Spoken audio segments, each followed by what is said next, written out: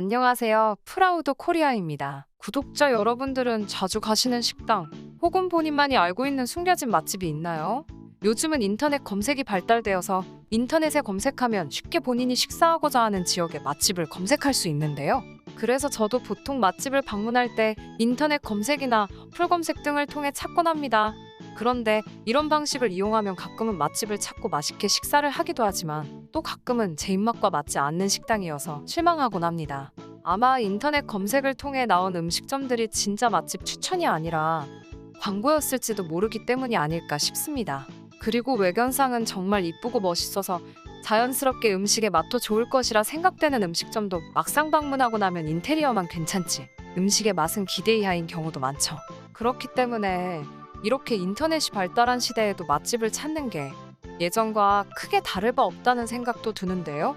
따라서 진짜 맛집을 찾는 것이 정말 중요하고 맛집을 찾기 힘든 상황 속에서도 방문하면 일단 평균 이상은 하겠지 하는 식당들이 정말 절실한 상황입니다. 그리고 이와 같이 일단 방문하면 맛을 보장하는 식당을 찾아야 하는 상황에서 더욱 주목받고 있는 식당이 있습니다. 바로 기사식당입니다. 기사식당은 말 그대로 각종 운전기사분들을 주 고객층으로 두고 있는 식당입니다. 물론 운전기사가 아닌 일반인들도 이용할 수 있죠. 그렇지만 일단은 운전기사분들을 주요 고객층으로 하기 때문에 운전기사분들이 쉽게 주차할 수 있도록 넓은 주차장을 구비한 식당이 많습니다. 그러므로 건물이 빽빽하게 들어차 있어서 주차장 확보가 어려운 도심 같은 곳에는 위치하기 쉽지 않죠. 또한 식당 근처에 버스의 종점이나 기점 혹은 택시들이 주로 이용하는 노선, 버스 회사 또는 택시 회사의 차고지, LPG 충전소 근처에 위치한 식당이 많습니다. 이러한 장소들은 기사분들이 자주 가는 곳이고 그곳에서 대기하는 경우도 많기 때문에 운전기사분들을 고객으로 유치하기 쉽기 때문입니다. 거기다가 운전기사분들은 활동시간대가 제각각이고 그 활동시간도 길기 때문에 기사식당의 영업시간도 자연스레 길어져 아침부터 장사하는 것은 물론 24시간 운영하는 곳도 많습니다.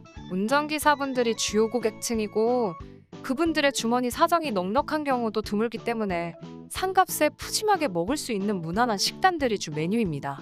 그리고 최대한 오랜 시간 영업을 해야 하는 직종의 특성상의 이유로 대부분의 메뉴들이 빠르게 제공되고 빠르게 식사할 수 있는 음식들입니다. 그래서 대부분의 메뉴들이 국밥, 비빔밥, 백반, 덮밥, 돈가스, 찌개류로 구성되어 있죠. 그리고 운전기사분들이 팀을 이루어서 일하는 경우는 매우 드물기 때문에 거의 대부분 1인분 메뉴가 구비되어 있습니다. 그리고 이 기사식당이 언제나 방문하면 중간 이상은 한다는 점도 기사식당의 주요 고객층인 운전기사분들 때문입니다. 운전기사분들은 말 그대로 자동차를 몰고 다니는 게 일상이다 보니 전국 방방곡곡을 돌아다니면서 환히 꿰고 있죠. 특히 대도시 지역의 택시 기사분들은 자기 면허 지역의 지리와 식당 정보를 그 누구보다도 잘 알고 있는 사람들입니다. 그리고 기사분들은 차를 타고 다니는 만큼 식당의 음식값이나 맛이 마음에 안 들면 조금 더 가더라도 값이 싸거나 맛이 더 좋은 곳으로 쉽게 떠나가 버릴 수 있죠. 그렇기 때문에 기사 식당들은 맛이면 맛, 가격이면 가격 둘 다 포기할 수 없고 매우 합리적인 가격에 맛 또한 훌륭한 소위 가성비 뛰어난 음식을 팔아야 합니다. 따라서 최근 들어 맛집을 정말 찾기 힘들다면 근처에 보이는 기사 식당을 방문하라는 말까지 나오는 것이죠. 그래서일까요? 최근 들어서는 이 기사 식당의 외신들도 주목하기 시작했습니다. 여러 가지 이유로 한국에 관심을 갖는 사람들이 많아지면서 이제는 한국의 진정한 맛집까지 찾아 나서기 시작한 것이죠. 그리고 이러한 상황 속에서 외신들이 기사 식당에 주목하는 것입니다. 맛과 가격 모두 뛰어난 기사 식당이 어떻게 보면 외국인들 시선에선 정말 진정한 맛집으로 생각될 수 있는 거죠.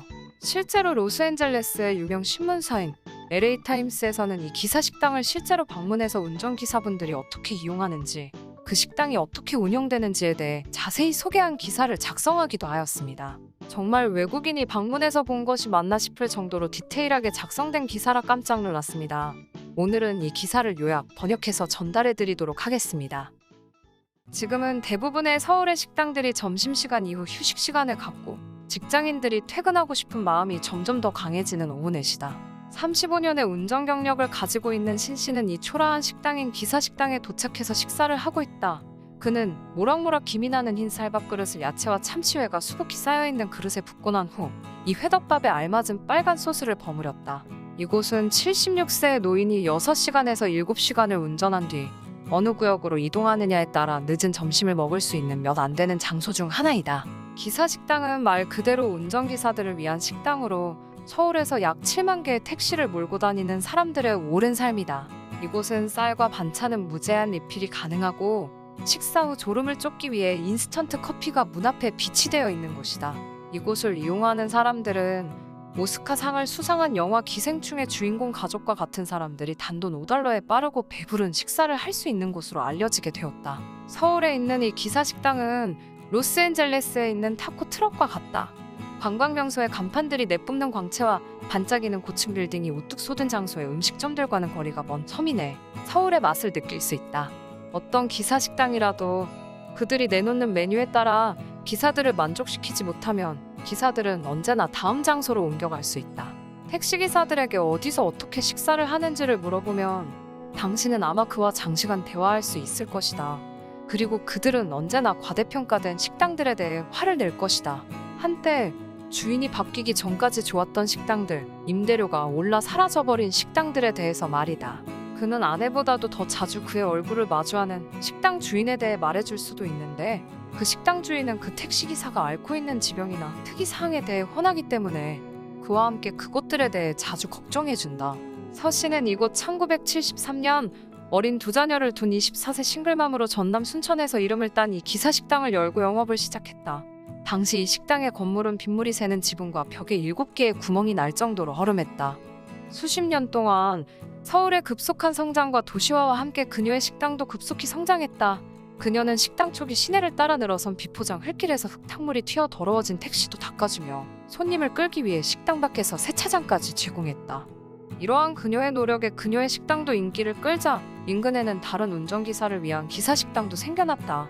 이제 그녀는 24살의 싱글맘이 아니라 71세의 노인이고 그녀의 기사식당도 더욱 넓어져 몇십 년 전에 비해 3배나 더 커졌다. 그녀의 고객들은 젊은 사람들이 점점 더 적어지고 있다.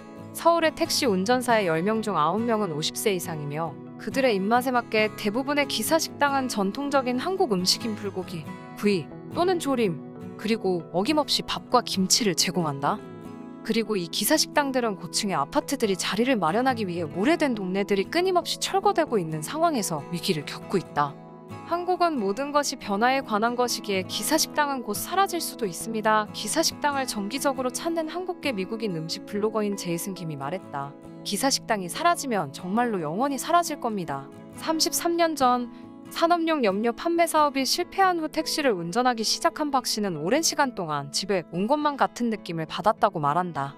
박 씨와 다른 운전자들은 한국의 코로나 발생이 최고조에 달했을 때 텅 빈 택시와 증가하는 불안감으로 텅 빈 거리를 돌아다녔다. 다른 손님 문 씨는 개별 솥에 밥을 지어 호박과 은행 열매, 콩 등을 다채롭게 섞어 먹는 뜨거운 식사는 불확실한 시기에 든든한 위안이라고 말했다. 또 다른 기사식당을 운영하고 있는 71세의 김 씨는 매일 새벽 3시 30분에 일어나서 국을 끓이기 시작한다. 그녀의 테이블 위에는 줄지어 쌓인 동전들이 있고 1,000원권 다발이 선반을 가득 채우고 있다. 기사들에게 이곳은 단순한 점심이나 저녁 식사를 위한 공간, 그 이상이다.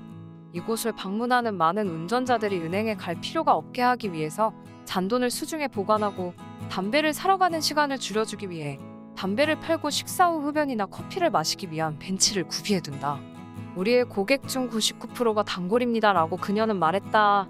그리고 그녀의 식당은 주차장을 제대로 구비하고 있지 않아 그녀의 식당을 방문하는 기사들이 딱지를 떼이면 과태료를 대신 내준다. 도로변에서 주차 단속을 감시하고 있는 그녀의 아들은 지난 몇 년 동안 그들이 운전자들을 위해 적어도 1억 원을 썼다고 말했다. 오늘은 일찍 오셨군요 라고 식당 주인인 김 씨는 키가 크고 마른 운전자에게 거스름 돈을 건네며 말했다. 키가 크고 마른 운전자는 자신의 첫 운전을 회상하며 그때는 차가 굉장히 드물어서 운전기사가 되기 너무 힘들었지라고 말한다. 그는 하루에 17시간에서 18시간을 운전하는데 그의 가족들에게 더 많은 돈을 주기 위해서 길 위에서 더 많은 시간을 보낼 수밖에 없었다고 한다. 수년간 그의 동료들 중 일부는 뇌졸중과 과로로 사망했다. 그래서 그는 요즘 자신을 위해 쉬엄쉬엄 운전하는데 아침 9시부터 밤 11시까지 영업을 한다. 그리고 늦은 점심을 위해 이 식당에 도착하면 그는 한 입 한 입 맛있게 먹고 주인장과 정치에 대해 이야기를 나누며 인스턴트 커피를 음미하며 서성거린다. 시청해주셔서 감사합니다. 구독과 좋아요, 그리고 알람 설정 부탁드립니다.